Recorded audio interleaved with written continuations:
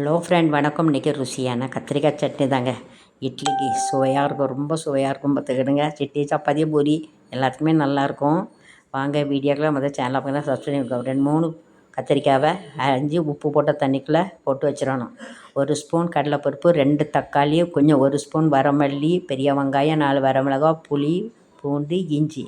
அப்புறம் சட்டியில் ஒரு 3 ஸ்பூன் எண்ணெய் ஊற்றுங்க. எண்ணெய் ஊற்றி கடலைப்பருப்பை போட்டு நல்லா கொஞ்சம் வதங்குங்க. கொஞ்சம் வாசம் வரும். சிம்மில் வச்சா தான் வதக்கணும். அப்புறம் இஞ்சி, புளி, பூண்டு, 1/2 ஸ்பூன் வரமல்லி, பெரிய வெங்காயம், 4 வரமிளகாய் போட்டு அதை நல்லா வதக்குங்க.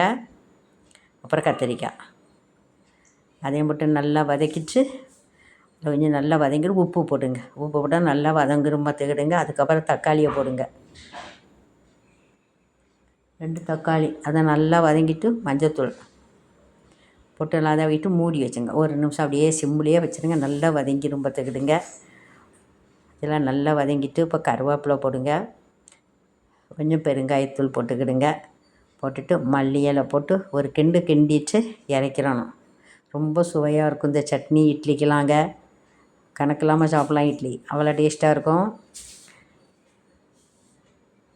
அப்புறம் இது ஆறுனதும் மிக்ஸி ஜாரில் போட்டு திரிச்சிட வேண்டியது தான்.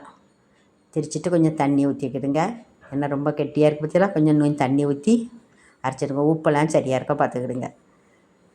அரைச்சிட்டு ஒரு பாத்திரத்தில் ஊற்றிடுங்க. மிக்ஸி ஜாரையும் கொஞ்சம் கழுவி தண்ணி இப்படியே ஊற்றிக்கிடுங்க. ஊற்றிட்டு இல்லை தாளித்து ஊற்றிடணும் பார்த்துக்கிடுங்க. ரொம்ப ரொம்ப டேஸ்ட்டாக இருக்கும். நீங்கள் செய்து சாப்பிட்டு பாருங்கள். சாப்பிட்டு பார்த்துட்டு சொல்லுங்கள், கமெண்ட்ஸ் சொல்லுங்கள், சப்ஸ்கிரைப் பண்ணுங்கள். நல்ல சத்துள்ள சட்னிங்க. சரி, கமெண்ட்ஸ் சொல்லுங்கள், லைக் பண்ணுங்கள், ஷேர் பண்ணுங்கள். தேங்க்யூ.